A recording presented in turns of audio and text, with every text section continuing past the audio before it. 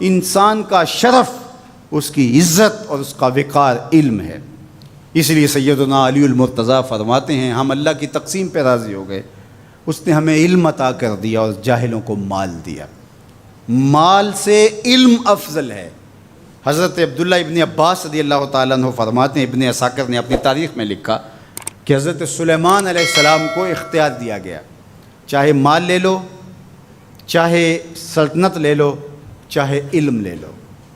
تو انہوں نے کہا مالک مجھے علم عطا کر دے، کہا اس کے صدقے مال اور سلطنت بھی عطا کر دیے۔ یہ علم کے پیچھے پیچھے چل کے آئیں گے۔ تو علم بنیاد ہے، علم شرف ہے انسانیت کا، علم وجہ عزت ہے۔ اس لیے علم حاصل کرنا یہ زندگی کی خوبصورتی ہے، اور ہم تو جس دین سے تعلق رکھتے ہیں اس دین کا آغاز ہی اقرا سے ہوتا ہے، اور ہمیں آخری سانس تک علم حاصل کرنے کی تلقین کی گئی۔ اطلب العلم من المہد الی اللحد، آپ ماں کی گود سے لے کر کے قبر کی آخری اینٹ تک علم حاصل کرتے رہیں، اور اس کے لیے سنگلاخ پہاڑوں کا سفر بھی کرنا پڑے، صعوبتیں بھی سہنی پڑیں۔ بلکہ فرمایا اطلب العلم ولو بالسین، اگر تمہیں چین بھی جانا پڑے تو علم تلاش کرنے کے لیے وہاں بھی جا پہنچو، راستوں کی مشقتیں سہو، تکلیفیں سہو، لیکن علم کشید کر کے لاؤ۔ یہ مومن کا گم شدہ خزانہ ہے۔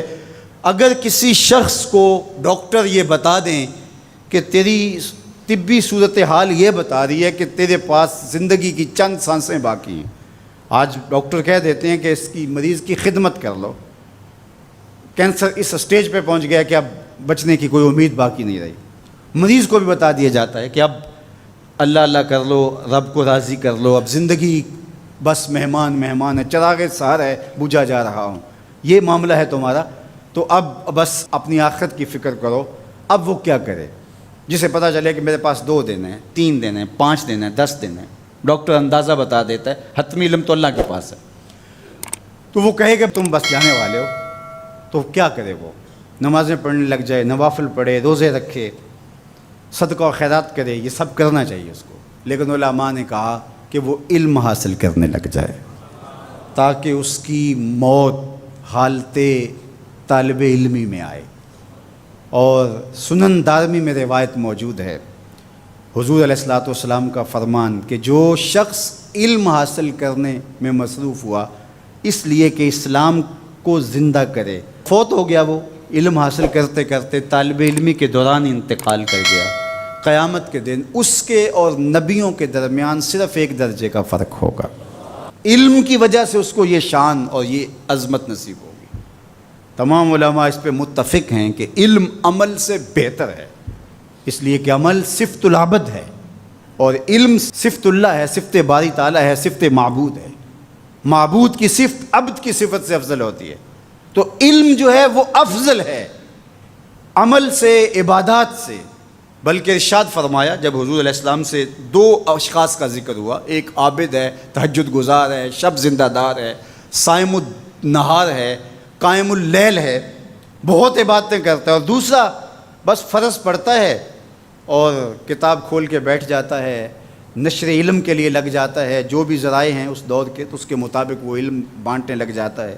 تو دونوں کے بارے میں پوچھا گیا تو آقا کریم نے کیا جواب دیا؟ فضل العالم علی العابد کا فضلی علی ادناکم، عالم کی فضیلت عابد پر اس طرح ہے جس طرح تم میں سے ایک عام آدمی پر میری فضیلت ہے۔ عالم کا موازنہ جاہل سے یہاں نہیں ہو رہا کہ جو مطلق جاہل ہے اور ایسا جاہل کہ جو عمل سے بھی خالی ہے۔ عالم کا مقابلہ یہاں بدکار سے نہیں ہو رہا، عالم کا مقابلہ یہاں کافر سے نہیں ہو رہا، تہجد گزار سے، شب زندہ دار سے اس کا موازنہ ہو رہا ہے، اور یہ رات کو سویا رہتا ہے لیکن دن کو نشر علم کرتا ہے، اور دوسرا راتوں کو بھی جاگتا ہے، دن کو بھی روزے رکھتا ہے، عبادات، ذکر، اذکار، تسبیح و تحلیل، زندگی کا معمول خوبصورت، صحیح معنی میں عابد ہے، زاہد ہے، تہجد گزار ہے۔ اتنا فرق ہے۔ ایک روایت میں یہ ہے کہ جس طرح 14ویں رات کے چمکتے ہوئے چاند کی فضیلت ستاروں پہ ہوتی ہے، اور جتنا یہ فرق ہے اس طرح عابدوں پر عالم کی فضیلت ہے۔ تو یار اگر وہ عالم ساتھ عابد بھی ہو وہ عالم ساتھ تہجد گزار بھی ہو، شب زندہ دار بھی ہو، تو پھر اس کے درجے کتنے بلند ہوں گے۔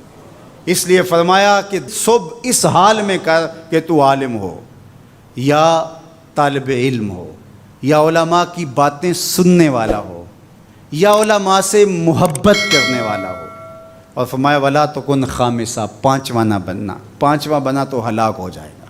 اب میں اور آپ دیکھیں کہ ہم ان میں سے کس زمرے میں آتے ہیں۔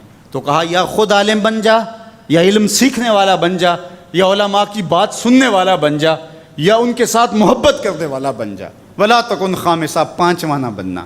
اللہ ان چاروں میں سے ہمیں کوئی بنا دے، اور ہم علم کے جمال کو اپنا اوڑھنا بچھونا بنا لیں۔ علم ہمارا حسن بن جائے، علم ہماری خوبصورتی بن جائے، اور علم ہماری زندگی کا وہ نور بن جائے کہ جس کی روشنی میں